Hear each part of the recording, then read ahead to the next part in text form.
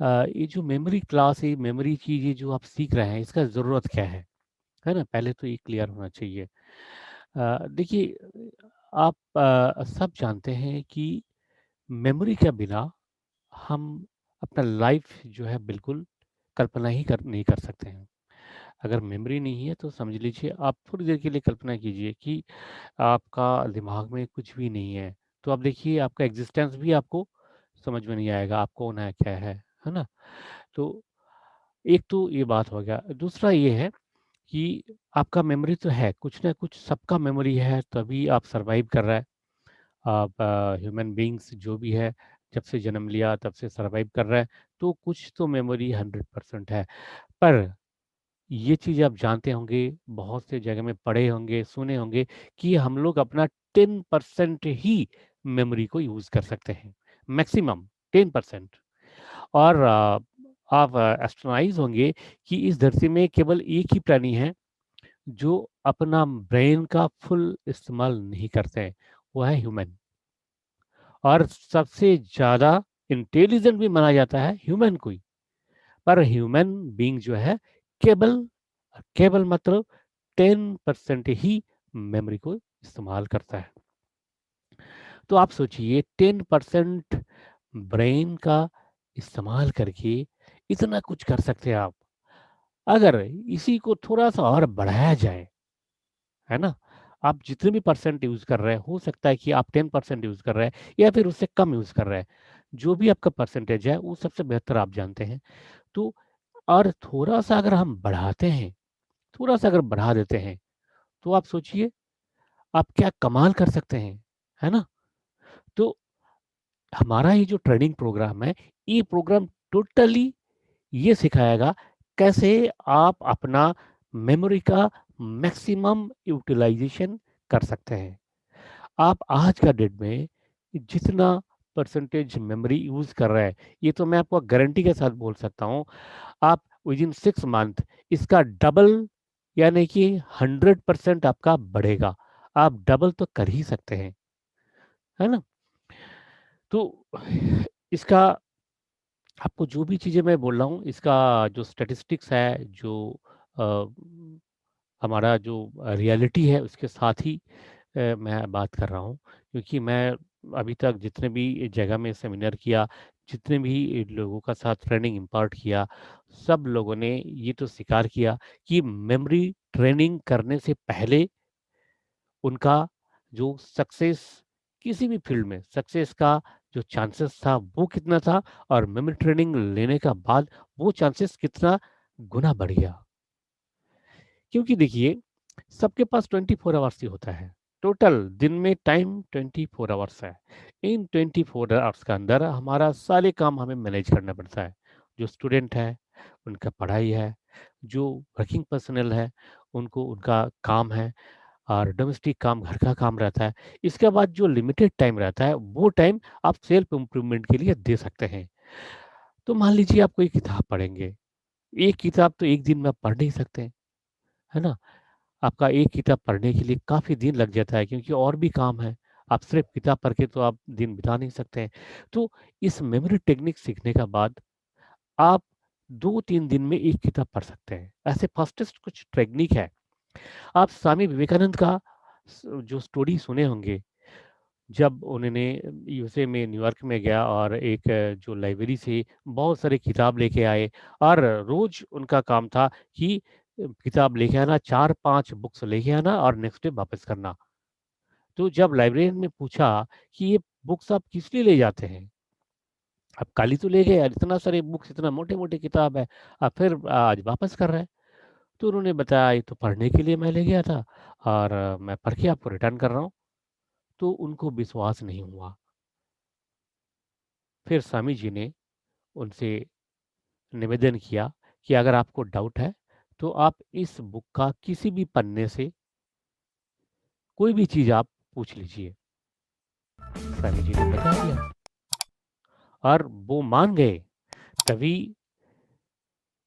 इस वर्ल्ड का सभी जगह में स्वामी विवेकानंद का नाम श्रद्धा का साथ लिया जाता है और उन्होंने अपने जीवन में ये प्रूव किया था कि फोकस अगर हम किसी चीज़ पे देते हैं, तो उस काम को हम साकार कर सकते हैं। चाहे आपका ये मेमोरी इम्प्रूवमेंट एक स्टेप है आपके लिए, चाहे मेमोरी इम्प्रूवमेंट हो, चाहे आप किसी भी काम के लिए जा रहे हो, उसमें अगर 100% फोकस आपका होगा, तो उस काम में आप 100% सक्सेस भी होंगे। मैग्नीफाइंग ग्लास आप देखे होंगे सबने। अगर आप मैग्नीफाइंग ग्लास को हम लोग मैक्सिमम यूज़ करते हैं किस लिए? कि छोटे अक्षरों को देखने के लिए।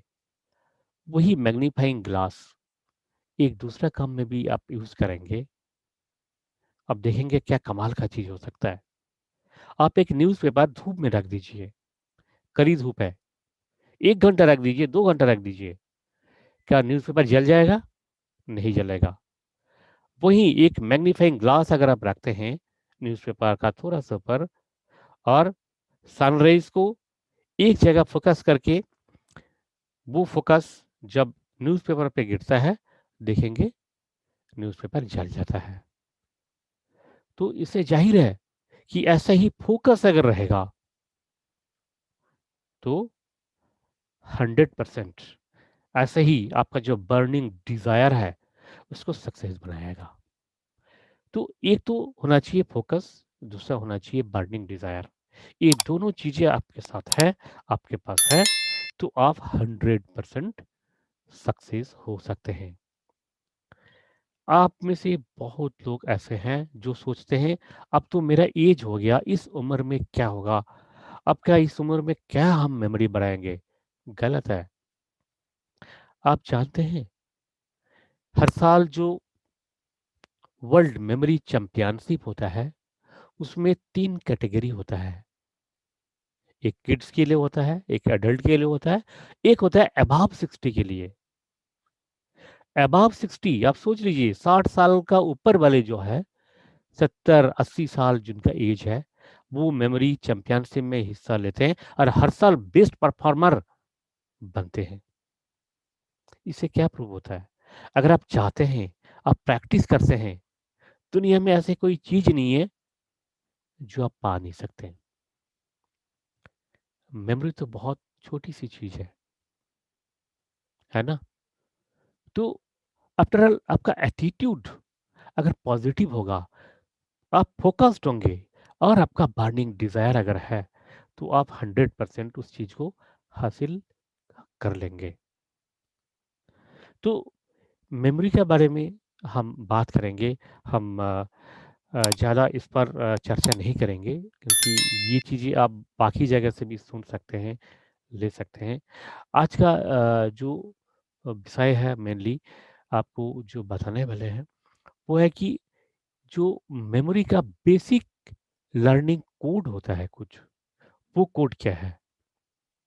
उससे पहले हम जानेंगे कि हमारा दिमाग कैसे किसी चीज़ को याद रख सकता है और लॉन्ग टाइम तक याद रख सकता है, वो देखेंगे। देखिए, आप दिन भर सुबह से लेकर के शाम तक कितने सारे चीज़ें देखते हैं, पर आप एक दिन जब सोते समय थोड़ा-सा अगर थोड़ा-सा पीछे जाते हैं, सुबह से आपने क्या-क्या देखा, क्या किया? क्या आपको लगता है आपको सारी चीज़ें याद आएगा? मान लीजिए आज आपको याद आ गया, 3 दिन 4 दिन बाद आप फिर सोचिएगा, आप क्या-क्या किया, क्या देखा? क्या आपको याद रहेगा? नहीं रहेगा। पर अगर आपने ऐसी कुछ चीज़ें देख लिया, ऐसे कोई हैपनिंग आपके साथ हुआ, ऐसे कोई अच्छा चीज़ें आपने सुन लिया, जो थोड़ा-सा एब्नॉर्मल है, आपके लिए इम्पोर्टेंट है, वो आपको याद रहेगा। मान लीजिए आपने कोई मूवी देखा, आप 10 साल पहले मूवी देखे होंगे, वो मूवी आज भी आपको याद है। पर आप 10 साल पहले कोई किताब अगर पढ़े थे, वो आपको याद नहीं रहेगा, पर मूवी याद रहेगा। 3 दिन पहले आप जब जा रहे थे ट्रैफिक सिग्नल में एक बहुत दर्दनाक हादसा हुआ, एक एक्सीडेंट हुआ, याद रहेगा, बहुत दिनों तक आपको याद रहेगा। पर वहीं ट्रैफिक सिग्नल में जो पुलिस खड़ा था, कौन था, कैसे उसका चेहरा अगर दोबारा देखेंगे, आप नहीं पहचान पाएंगे, है ना? तो इसका मतलब क्या हो गया? हमारा मेमोरी वही चीज को याद रख सकता है जो वो याद रखना चाहता है। और क्या चीज याद रखना चाहता है? कुछ क्राइटेरिया है। हम डिटेल में, जब ये चैप्टर आएगा उसमें डिटेल में बताएंगे। मोटा मोटा सा मैं बता देता हूँ। हमारा मेमोरी बेसिकली 4 चीजें याद रख सकता है। सबसे पहला चीज क्या है? Moving things. मूविंग थिंग्स को याद रख रखना बहुत आसान होता है। मूविंग थिंग्स मतलब क्या? कोई ना कोई एक्शन वाला चीजें है। और वो एक्शन कैसे होना चाहिए? वो एक्शन होना चाहिए थोड़ा सा हटके। जो रेगुलर एक्शंस है, वो एक्शन आपको याद नहीं रहेगा। जैसे मैंने आपको बताया कि सिग्नल पे आपने देखा, एक बहुत खतरनाक एक्सीडेंट हुआ, तो एक क्या था? विविड टाइप का था, एबनॉर्मल सा एक मूवमेंट था, एक्टिविटीज था, वो आपको याद रहेगा। आप मूवी देखते हैं, याद रहता है आपको। पर दो ही आप दो मूवी अगर आप देखते हैं, एक कलर्ड और एक ब्लैक एंड व्हाइट, आपको कौन सा याद रहेगा? कलर्ड। यानी कि हमारा ब्रेन कलर पसंद करता है, हमारा ब्रेन मूविंग पसंद करता है, हमारा ब्रेन मेलोडी पसंद करता है ना? तो ये सारी चीजें एक क्राइटेरिया है। और क्या चीज है?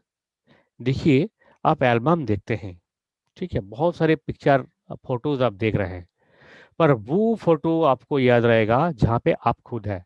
यानी कि आई फैक्टर जहाँ पे है, आप खुद जहाँ पे है, यानी कि आप जिन चीजों का साथ लिंक्ड है, आपका, हमारा, हमारा ये है, हमारा नौकरी है, हमारा गाड़ी है, हमारा रिलेटिव है, आपके साथ जो लिंक है, आई फैक्टर जहाँ पे है, वो आपको बिल्कुल याद रहता है ना? और क्या चीज याद रहता है? और हमारा ब्रेन जो इंपॉर्टेंट समझता है, यानी कि जिस पर आपका इंटरेस्ट है पहले से ही, हो सकता है सेम थिंग आप भी देख रहे हैं और दूसरा एक भी देख रहा है, पर उनका इस घटना का साथ, इस एक्टिविटी का साथ कोई वास्ता नहीं है, उनका इंटरेस्ट नहीं है। तो जो इंटरेस्टिंग थिंग्स है, वो आपको याद रहता है। तो हमने स्टडी कर लिया अभी क्या है कि हमारा मेमोरी क्या चाहता है, मेमोरी कौन कौन सा चीजें याद रख सकता है। अब हम क्या करेंगे?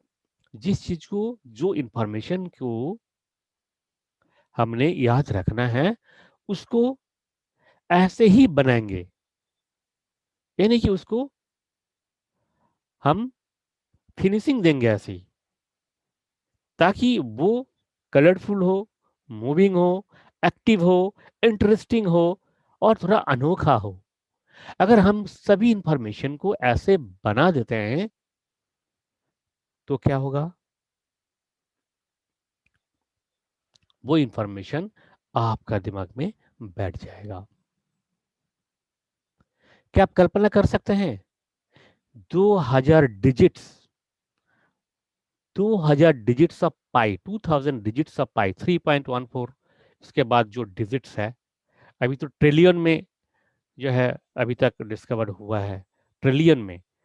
तो 2000 डिजिट आप, मैं आपको वादा करता हूं, after 2 months of this training आप खुद याद रख पाएंगे। कहीं भी जाके आप लिख देंगे 2000 डिजिट्स, लिख देंगे कहीं भी, और आपको बिल्कुल सोचना ही नहीं पड़ेगा, आप भी इतने एक्सपर्ट बन सकते हैं। पर इसके लिए क्या करना पड़ेगा? जो टेक्निक है, उस टेक्निक को आपको सिस्टमेटिक ढंग से सीखना पड़ेगा। तो जो हमारा मेमोरी है, एक चीज तो आपको बता दिया मैंने कि कौन कौन सा चीज याद रखता है। अब बताएंगे कि कैसे याद रखता है। देखिए, ह्यूमन मेमोरी जो है, इसको चेन मेमोरी बोलते हैं।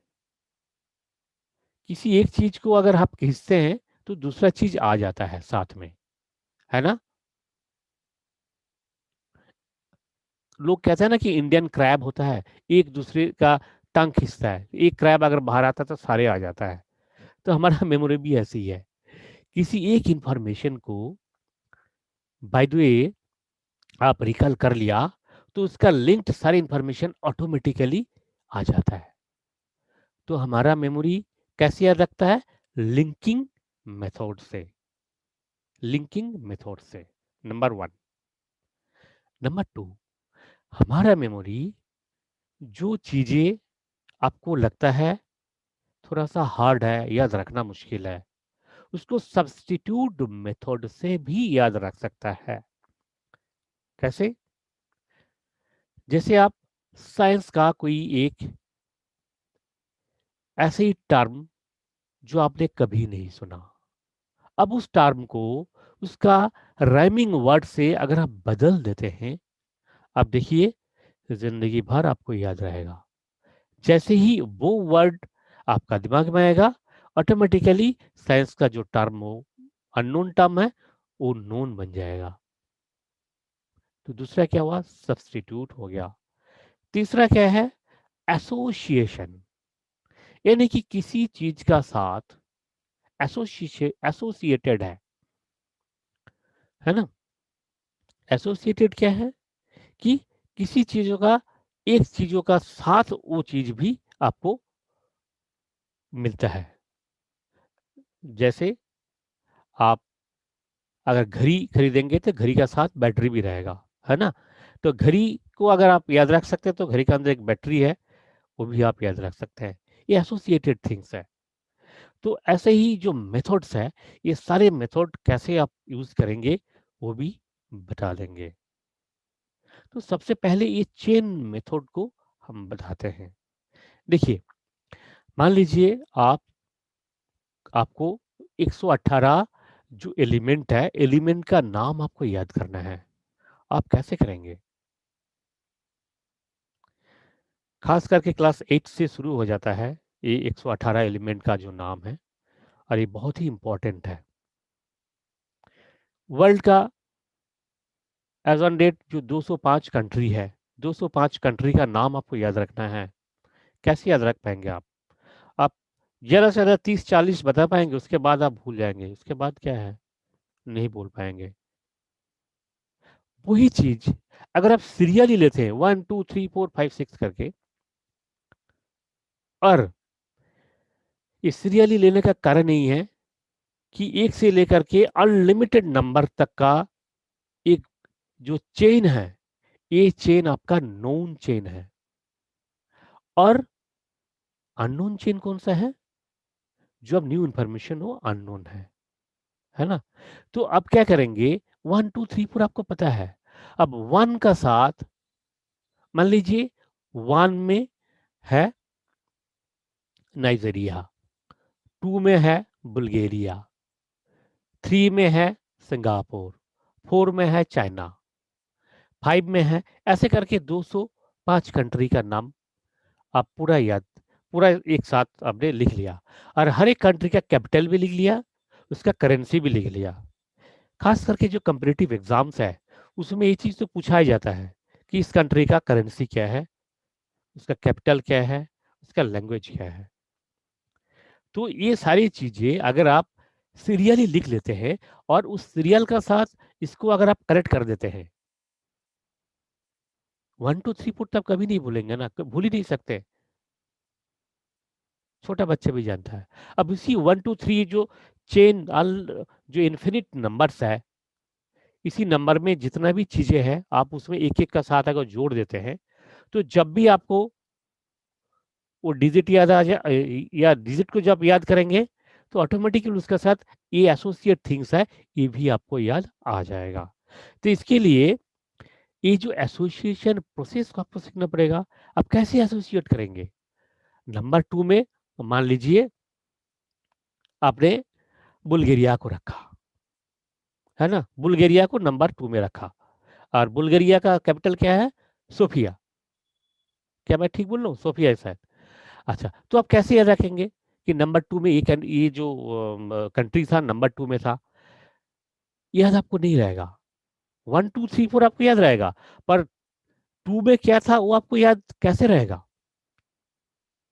2 में तो आप और भी बहुत सारी चीज़ याद करेंगे, सिर्फ यही चीज़ आप याद नहीं कर रहे हैं, है ना?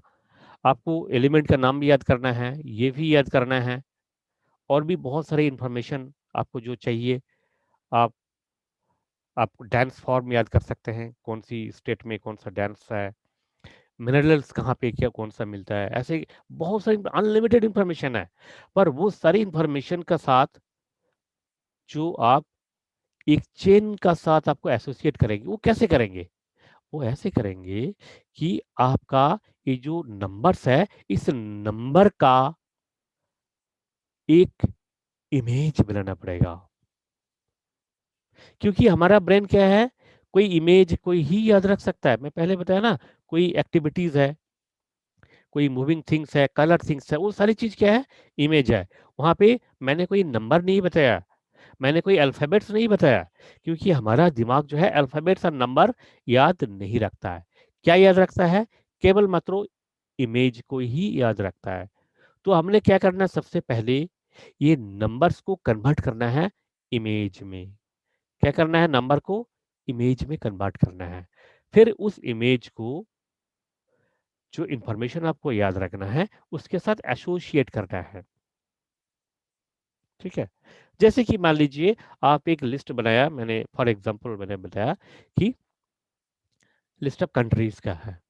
तो कंट्रीज़ का नंबर 2 में क्या था? बुल्गारिया था। तो हमारा जो कोड है, कोड का लिस्ट आज आपको दे देंगे, आपको पीडीएफ फॉर्मेट में मिल जाएगा। न 2 का कोड है सू, ठीक है? तो अगर हम ऐसे मान लेते हैं कि बुल शू पहन के सोफा में बैठा हुआ है। शू पहन के एक बुल सोफा में बैठा हुआ है। देखिए, एक एब्नॉर्मल एक्टिविटीज़ हो गया ना, और एक इमेज, एक फ़ोटो आपका सामने आ गया कि आपका घर का जो सोफ़ा है, आप देख रहे हैं, सुबह उठ कर के आप दरवाज़ा खुल के ड्राइंग रूम में आया, तो देखा आपका सोफ़ा में एक बुल, एक जो है बुल शू पहन के बैठा हुआ है। तो टू फॉर शू, उसके साथ देखिए बुल बैठा हुआ मतलब बुल्गेरिया, और कहाँ बैठा हुआ है? सोफ़ा, मतलब सोफिया।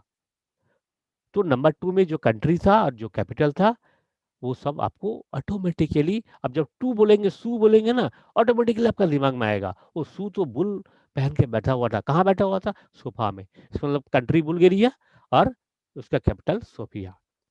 इसी तरह का मान लीजिए कोई आपको एलिमेंट याद रखना है। मान लीजिए आपको नंबर 18, नंबर 18 में जो है जिसका एटॉमिक नंबर है, उसको आपको याद रखना है। कैसे याद रखेंगे? नंबर 18 में कौन सा है जानते हैं? नंबर 18 में है आर्गन, है ना? क्या, अगर मैं गलत नहीं बोल रहा हूँ तो शायद आर्गन ही होगा ना, नंबर 18 में आर्गन है। अच्छा, तो कैसे याद रखेंगे? देखिए, 18 का कोड क्या है? अटैकिंग। तो आपको इमेजिन करना पड़ेगा कि अटैकिंग पीपल यार गन लेके क्या कर रहे हैं? चोरों को भगा रहे हैं। अटैकिंग पीपल यार गन लेके चोरों को भगा रहे हैं। आर्गन हो गया, है ना? तो अटैकिंग, जैसे 18 अटैकिंग आपका दिमाग में आया, तो आपका दिमाग में ये आएगा, जो अटैकिंग पीपल हाथ में क्या लिया हुआ था? एयरगन लिया हुआ था। एयरगन से क्या हो गया? Substitute argon. तो अब अभी समझ पा रहे हैं कि ऐसे कोई इंफॉर्मेशन अगर हम याद करना चाहेंगे, चाहे कोई भी इंफॉर्मेशन हो,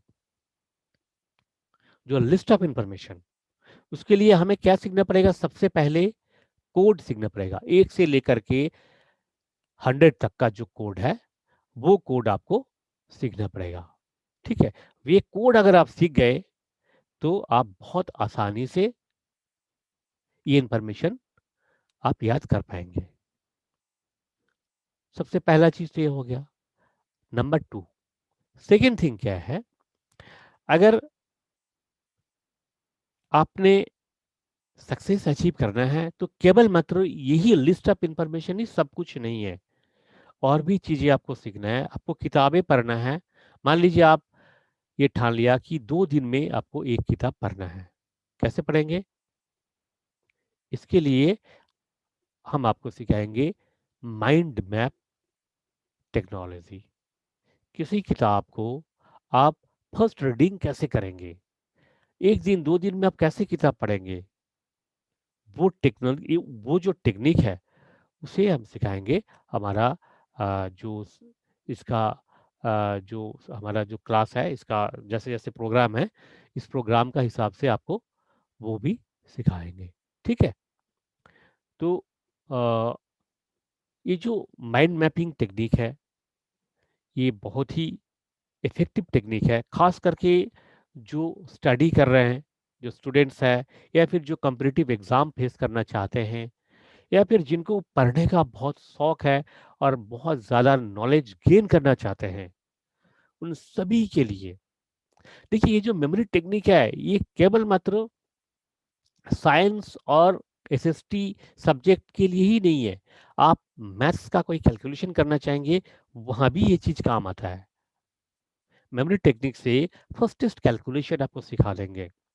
आप कैलकुलेटर से पहले किसी चीज़ का स्क्वायर क्यूब बना देंगे। विदिन द सेकंड्स आप बना देंगे। ये भी टेक्निक है। ये सारे टेक्निक हम एक-एक करके सिखाएँगे। आज का क्लास का जो टाइम है शायद अभी थोड़ी देर में ख़त्म हो जाएगा।